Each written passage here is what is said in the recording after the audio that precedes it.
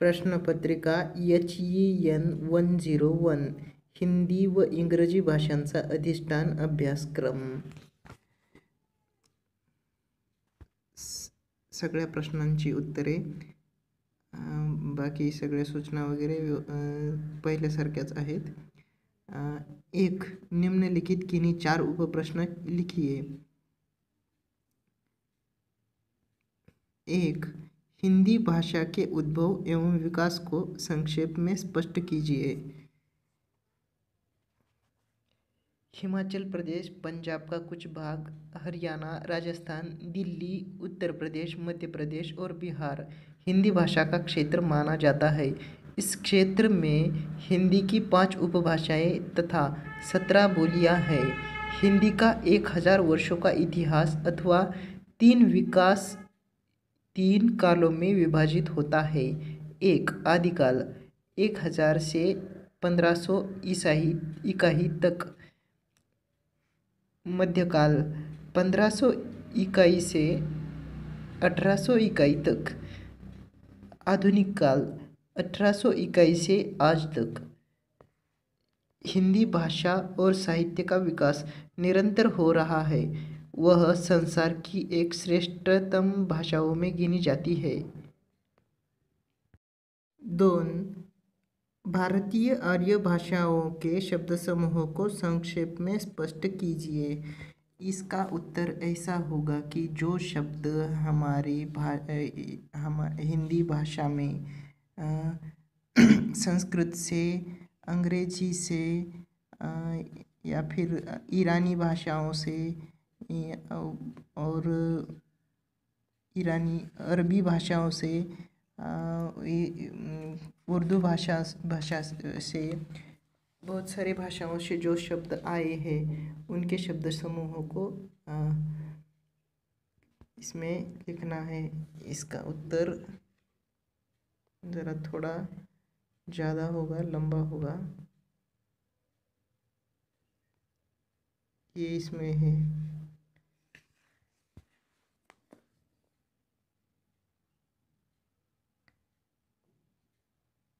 Page number 7, इकाई 1 आ, हिंदी की शब्दावली, विषय विवरण, तद्भव। इसमें इसका उत्तर मिल जाएगा। जैसे कि यहाँ संस्कृत का तद्भव, कृष्ण कानाया कन्हैया, अग्नि आग, कार्य काज कामकाज, अर्ध आधा, ग्रह घर, कर्म काम, ये संस्कृत भाषाओं से है।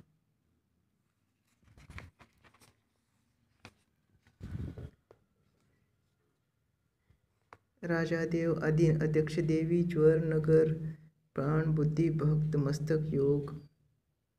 ये देखिए संस्कृत में के ये शब्द हैं। हिंदी भाषा में उसके साथ में ही, संस्कृत के साथ में ये अंग्रेजी के, देखिए अंग्रेजी के कुछ शब्द है। काउंसिल, निर्वाचन, जेब, छड़ी, फारसी, हिंदी। रेलगाड़ी अंग्रेजी से है। डाक खाना अंग्रेजी है। रेल यात्रा अंग्रेजी, हिंदी, अंग्रेजी, फारसी, बहुत सारे शब्द हैं। आप एक बार पुस्तक से देख लीजिए।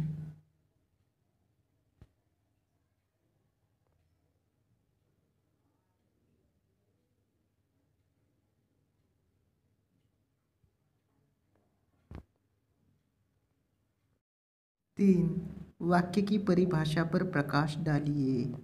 वाक्य उस पद समूह को कहते हैं जो श्रोता के प्रति वक्ता के वक्तव्य भाव के बोधन में समर्थ हो। व्याकरणिक दृष्टि से लघुतम पूर्ण कथन मतलब वाक्य है। 4, कार्यालयीन पत्र की रूपरेखा स्पष्ट कीजिए। यहाँ पर मैं आकृति के साथ दिखा देता हूँ, आप भी उसका जवाब पुस्तक से ही ले लीजिए। ये ऐसा समझाना मुश्किल होगा, ये ऐसा जान लीजिए और उसी प्रकार से लिख लीजिए।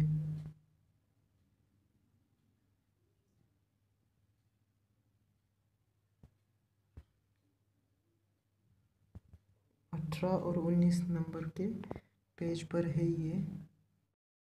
5 शब्दानुवाद का संक्षेप में परिचय दीजिए। शब्दानुवाद, इसे शाब्दिक या मूलनिष्ठ अनुवाद भी कहते हैं। इसमें शब्द के स्थान पर शब्द रखा जाता है। उदाहरणार्थ, माझे काम झाले नाही, इस वाक्य का शब्दानुवाद होगा मेरा काम हो गया नहीं, जबकि सरल अनुवाद होगा मेरा काम नहीं हुआ। ऐसे अनुवाद में वाक्य की संरचना, शब्दों का स्थान और भाषा शैली यथासंभव मूल भाषा की तरह रखी जाती है। इससे मूल भाषा के स्वरूप का पता चल जाता है। 2 निम्नलिखित के चारों प्रश्न लिखिए। 1 राजभाषा का स्वरूप संक्षेप में स्पष्ट कीजिए। भारत को स्वतंत्रता मिलने के बाद भारतीय संविधान की सभा में संघ सरकार की राजभाषा निश्चित करने का प्रश्न आया। बड़ी लंबी बहस के बाद 14 सितंबर 1949 को हिंदी को भारत संघ की राजभाषा घोषित किया गया। भारतीय संविधान के अनुच्छेद 343(1) के अनुसार देवनागरी लिपि में हिंदी को संघ की राजभाषा के स्वरूप में स्वीकृत किया गया। हिमाचल प्रदेश, हरियाणा, राजस्थान, मध्य प्रदेश, उत्तर प्रदेश, बिहार तथा केंद्र शासित दिल्ली, इन 7 राज्यों की राजभाषा भी हिंदी ही है। भारत का संविधान 26 जनवरी 1950 को लागू हुआ और तभी से हिंदी विधिवत भारत संघ की राजभाषा है। 2 निम्नलिखित के चारों प्रश्न लिखिए। 1 राजभाषा का स्वरूप संक्षेप में स्पष्ट कीजिए। भारत को स्वतंत्रता मिलने के बाद भारतीय संविधान की सभा में संघ सरकार की राजभाषा निश्चित करने का प्रश्न आया। बड़ी लंबी बहस के बाद 14 सितंबर 1949 को हिंदी को भारत संघ की राजभाषा घोषित किया गया। भारतीय संविधान के अनुच्छेद 343(1) के अनुसार देवनागरी लिपि में हिंदी को संघ की राजभाषा के स्वरूप में स्वीकृत किया गया। हिमाचल प्रदेश, हरियाणा, राजस्थान, मध्य प्रदेश, उत्तर प्रदेश, बिहार तथा केंद्र शासित दिल्ली, इन 7 राज्यों की राजभाषा भी हिंदी ही है। भारत का संविधान 26 जनवरी 1950 को लागू हुआ और तभी से हिंदी विधिवत भारत संघ की राजभाषा है। 2 विदेशी भाषाओं के शब्दों को संक्षेप में स्पष्ट कीजिए। अरबी, अल्लाह, असर, ईमान, मजहब, आफत, आशिक, इमारत, इबादत, एहसान, इमाम, बालिग आदि। फारसी, अंजाम, आबाद, आबरू, आवारा, आसमान, आगर, कश्ती, किनारा, दवा, दीवार, दर्जा, पजामा, बरामदा, बेकार, मजदूर, मकान, तेज इत्यादि। तुर्की, आका, उज़्बक, उर्दू, कैची, काबू, कुली, कोरमा, खातून, गलीचा, चकमक, चाकू, चीक, तनगा। तुरुप, तोप, दरोगा, बावर्ची, बीवी, बारूद, लाश आदि। ईरानी, तीर, गंज, मिहिर, क्षत्रप, पश्तो, पठान, रोहिला, गुंडा, अचार, तहस नहस। जापानी, रिक्शा, जुजुत्सु, इम्पान, सायोनारा, कराटे। चीनी, टसर, कीचक, बांस, चीनी। पुर्तगाली, अचार, अलमारी, कमीज, नीलाम, अनन्नास, कनस्तर, गमला, इस्पात। आलपिन, आया, गिरजा, गोभी, चाबी, तंबाकू आदि। अचार शब्द कुछ विद्वानों के अनुसार पश्तो भाषा का, कुछ के अनुसार फारसी भाषा का तथा कुछ विद्वानों के अनुसार पुर्तगाली भाषा का शब्द है। फ्रेंच, कारतूस, कप, कॉलर, टेबुल, कूपन, अंग्रेज। डच, तरूप, बम, टांगे का। रूसी, रूबल, जार, वोदका, स्पुतनिक, अंग्रेजी अंग्रेजी के अगणित शब्दों का उपयोग हम रोज के व्यवहार में करते हैं। फारसी के बाद हिंदी में अंग्रेजी शब्दों की संख्या सर्वाधिक है। रोज नए नए शब्द भर्ती हो जाते हैं, अतः इन सारे शब्दों की सूची बनाने का एक टेढ़ी खीर है। 3. भाव या अर्थ की दृष्टि से वाक्य के प्रकारों को स्पष्ट कीजिए। विधानार्थक, जिस रचना से किसी सामान्य कथन का बोध होता हो, जैसे मैं खाना खा चुका। निषेधार्थक, जिससे किसी बात का निषेध प्रकट हो हमने खाना नहीं खाया। आज्ञार्थक, जिससे किसी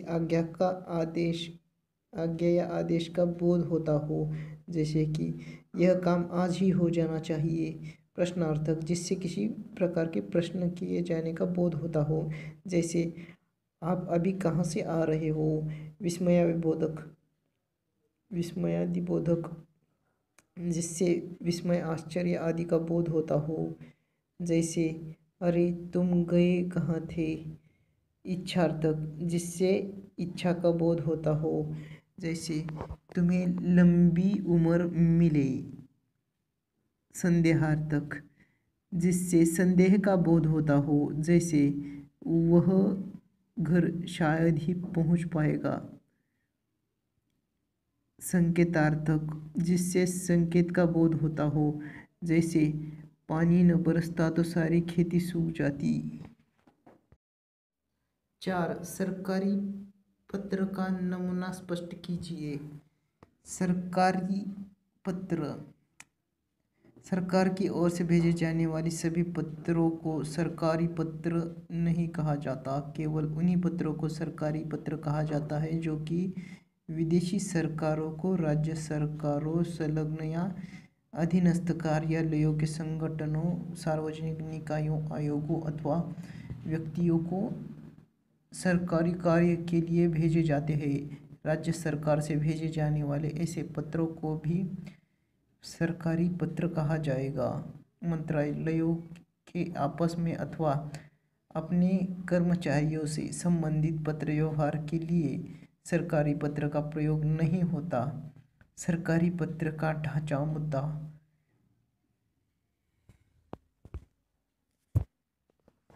इस प्रकार से होगा। आप एक बार पुस्तक से भी देख लीजिए और वीडियो को पॉज करके भी देख सकते हैं। इस प्रकार से सरकारी पत्र का नमूना होगा और आप किताबों से ही इसका उत्तर जान लीजिए। 5. मुहावरों के अनुवाद को संक्षेप में उदाहरण स्वरूप स्पष्ट कीजिए। आता या ठिकाणावर वाक्प्रचार, जसे मराठीतील वाक्प्रचार आहेत तशाच वाक्प्रचारांना हिंदीमध्ये रूपांतरित करून या ठिकाणावर दाखवलेलं आहे। आपण व्हिडिओ पॉज करून सुद्धा पाहू शकता किंवा मग पुस्तकातूनच याचं उत्तर घ्या। खूप छान प्रकारे उत्तर भेटून जाईल तुम्हाला। मराठीतील वाक्प्रचारांनाच मुहावरे हिंदीमध्ये म्हणतात। असेच वाक्प्रचार या ठिकाणावर दिलेले आहेत। आणि इंग्रजी आपल्याला लवकर समजत नाही, म्हणून हिंदी आणि इंग्रजीच्या पेपरमध्ये पहिलं हिंदीचे प्रश्न उत्तरे लिहून घ्यायची। जेवढं जमल तेवढं पटकन उरकायचं आणि नंतर मग इंग्रजी जशी समजेल तशा पद्धतीने हा पेपर सोडवायचा। कारण 1.5 तास इंग्रजीसाठी आणि 1.5 तास हिंदीसाठी दिलेला असतो। कसंही करून या दोन्हीपैकी मिळून 40 मार्क आपल्याला पाहिजे असतात याच्यामध्ये आणि याचे 20 मार्क, ते दोन्ही मिळून 40 मार्क आपल्याला पाहिजे असतात। एक पेपर या ठिकाणावर 40 मार्काचा दिलेला असतो। तर इंग्रजीचा पेपर आपल्याला लवकर समजत नाही, म्हणून हिंदीची प्रश्नपत्रिका पहिलं सोडवून घ्यायची, पटकन उरकून टाकायचं, नंतर मग इंग्रजीच्या मागे लागायचं। जेवढं सुटेल तेवढं सोडवायचं मग इंग्रजीचं। English question paper 1 Solve any four sub questions. A to C transform the following sentence into negative without changing their meanings. याचा मराठीतून अर्थ असा होईल की खालील वाक्यांचा नकारात्मक पद्धतीने उपयोग करा, त्याचा अर्थ न बदलता. A, it is hard to imagine Indian cricket without Sachin Tendulkar. या वाक्यामध्ये अशा पद्धतीने बदल करायचा, फक्त हार्डच्या जागेवर इझी वापरायचं. It is not easy to imagine Indian cricket without Sachin Tendulkar. B, he is an unreliable person. याच्यामध्ये असं करायचं, he is not an reliable person. C, the boy worked regularly. याला असं करावं लागेल, नकारात्मक पण अर्थ न बदलता. The boy was not doing anything different than usual. D, to state whether the subject verb relationship in the following sentences is grammatical or national. D व E या वाक्यांच्या क्रियापदांचे नाते खालीलपैकी वाक्यांचे नाते व्याकरणात्मक आहेत की राष्ट्रीय आहेत. D, the Indian team was badly depicted. National, the public have demanded justice. याचं पण नॅशनल. दोन्ही पण राष्ट्रीयच आहेत. 2.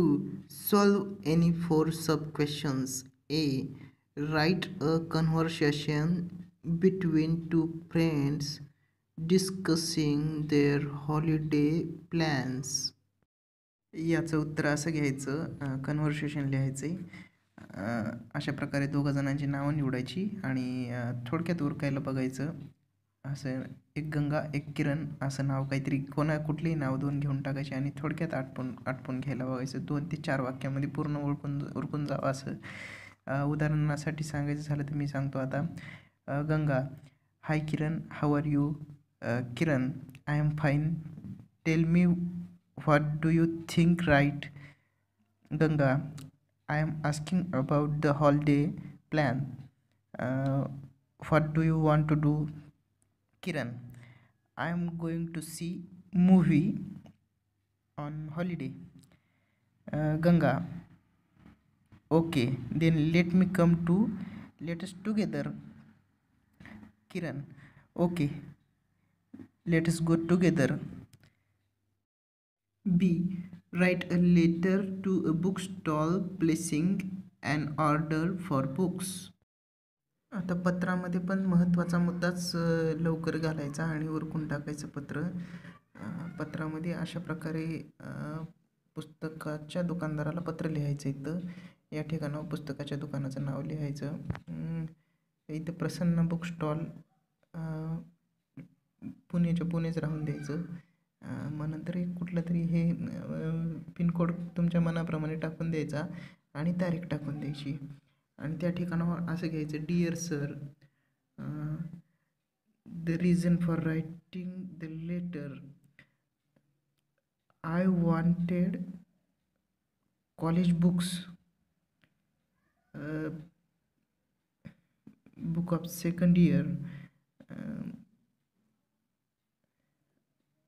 please send the second year books by your mans. आणि thank you your आणि नंतर शेवटी आपलं नाव. आणि हे एवढंच पत्रामध्ये लिहायचं आणि शॉर्टकट घ्यायचा. C, write a 5 words related to environment. याचं उत्तर समजा, ट्री वाईन्स, अर्थ, वॉटर, माउंटेन, रिव्हर. पर्यावरणाशी संबंधित 5 शब्द, झाडे, वृक्ष, वेली, पाणी. D, write the similar meanings of the following words. Funny, funny म्हणजे मजेदार. फंटॅस्टिक किंवा रमी. कॉन्फ्लिक्ट, कॉन्फ्लिक्ट म्हणजे संघर्ष. स्ट्रगल किंवा फाईट. प्रोहिबाईट म्हणजे प्रतिबंधात्मक.